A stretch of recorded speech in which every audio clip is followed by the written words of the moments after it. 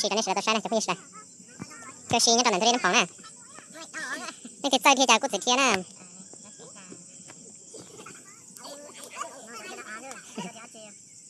สาวน่ะ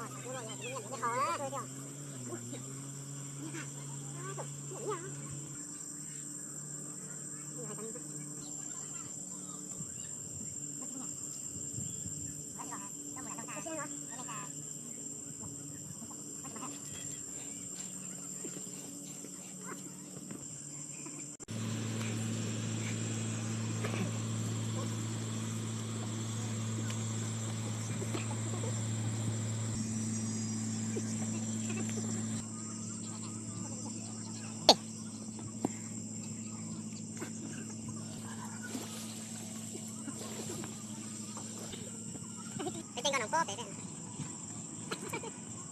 โอเคละ